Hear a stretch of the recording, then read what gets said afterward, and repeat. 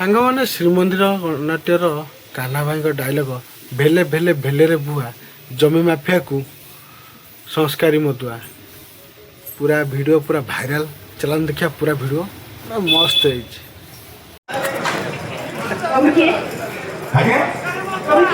ଭାଲୁ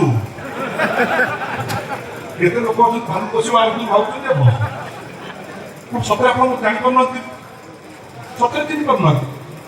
ଭଗବାନ ଏ ସହରର ପ୍ରତି ଛକରେ ମୋ ୟୁନିଭର୍ସିଟିର ବଡ଼ ବଡ଼ ବୋର୍ଡିଂ ସବୁ ଲାଗିଛି, ମୋ ଫଟୋ ଲାଗିଛି, ତଳେ ମୋ ନାଁ ଲେଖାଯାଇଛି, ତାପରେ ବି ଆପଣ ମୋତେ ଜାଣିପାରୁନାହାନ୍ତି। ମୋତେ ମୋ ନିଜ ପରିଚୟ ଦେବାକୁ ପଡ଼ିବ।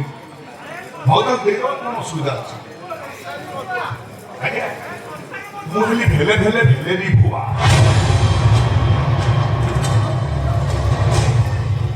ଜମି ମାଫିଆକୁ ସଂସ୍କାରୀ ମଦୁଆ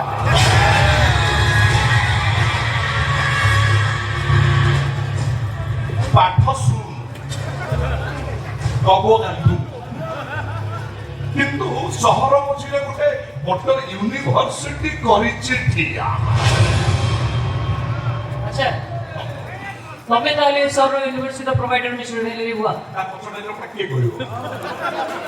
জমি মাফিয়াକୁ সংস্কাରୀ মদুଆ ডায়লগ করিব তো ফুল ডায়লগটা করিব ভেলে ভেলে ভেলেরি ভুয়া জমি মাফিয়াକୁ সংস্কাରୀ মদুଆ ফুল ডায়লগটা শুনলে ভালো লাগিব না? হ্যাঁ মদুয়া পুরি সংস্কার আছে বাবা সংস্কার মানে প্রবল সংস্কার মোর আর সংস্কার নকলে ମୋ ୟୁନିଭର୍ସିଟିରେ ପୁଣି 5-10 ପିଲା ପାଠ ପଢ଼ିଥାନ୍ତି କି ମୁଁ ମତ ପିଏ କିନ୍ତୁ ପାଠରୁ ବାସ୍ନା ବାହାରିବ। ଲୋକମାନଙ୍କ ସାଙ୍ଗରେ କଥାବାର୍ତ୍ତା ହେଲା ବେଳେ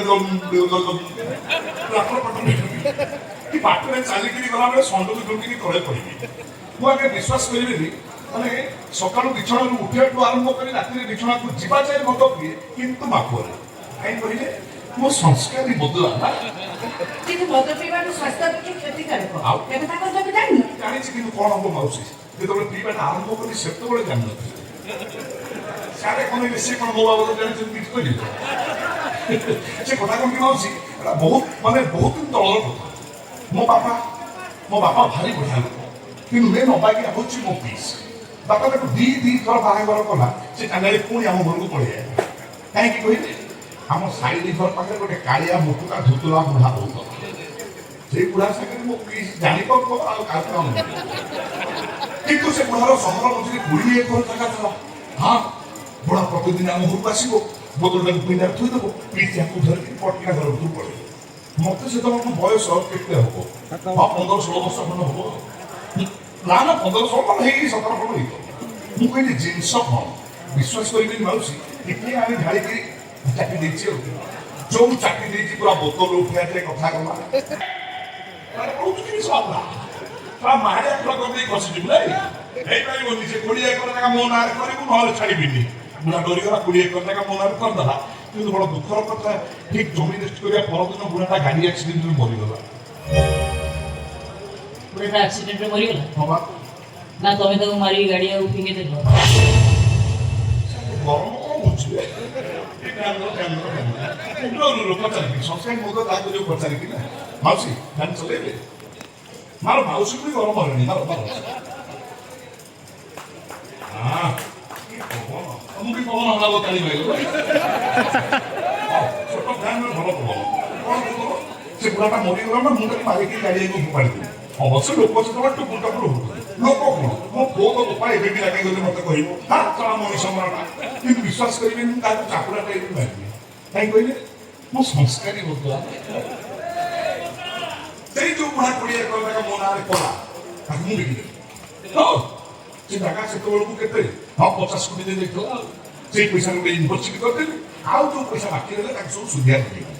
ଏ ଦେଖୁନାହାନ୍ତି ରଥଯାତ୍ରା ଗଲା ସେରା ପରା କରିବାକୁ ଡାକୁଥିଲେ କାହାକୁ ମତେ ମାଳ ପଡ଼ିଛି ମାଉଜର ବି ଅଛି ଯୋଉମାନେ ସୁଧ ନ ଦିଅନ୍ତି ତାଙ୍କରି ମୁଣ୍ଡରେ ଠିକେଇକି ଟଙ୍କା ଆଦାୟ କଲେ କିନ୍ତୁ ମୁଁ ଆଜି ଯାଏ କାଗଜରେ ଟିପ ଦେଇନି। କାହିଁକି କହିଲେ ମୁଁ ସଂସ୍କାରୀ ମଦୁଆ ନା। তোমার কাছে শহরের কলেজ আছে জমি মাফিয়া কাম বি চালিছে সেইথিবে থানা বাবুর ঘরକୁ আসিছে টଙ୍କା লাঞ্চ দেবা না না না সে লাঞ্চ কথা কইবে লাঞ্চ কথা কইবেনি লাঞ্চ দবার হইতে ମୁଁ থানাକୁ ଯାଇଥିଲି ନା ଘରୁ ନେଇକି ଯାଇଛି। ଏ କଥା କ'ଣ କି ମାଉସୀ ସେ ବାଜେ କଥା ବନ୍ଦ କରି কোন পেটিকে আসছো সেই কথা କାଲି ତ କର୍ମ ମୁଁ ସେଠୁ ଯାଉଛି ତମେ ଆଡ଼େଇଛ କାହିଁକି ଏ ମାଉସୀ କଥା ଆମର କୋଉଟା ବା ଲାଞ୍ଚ ଦବା କଥା ଏ କ'ଣ କହୁଥିଲ ତମେ ଯୋଉ କଥା କହିବା କଥା ସେ କଥା କହୁନୁ। କହିବିନି ତା ବେଳ ଆଇଲେ କହିବି ଆଗୁଆ ଅପସନ କାହିଁ କରୁଛି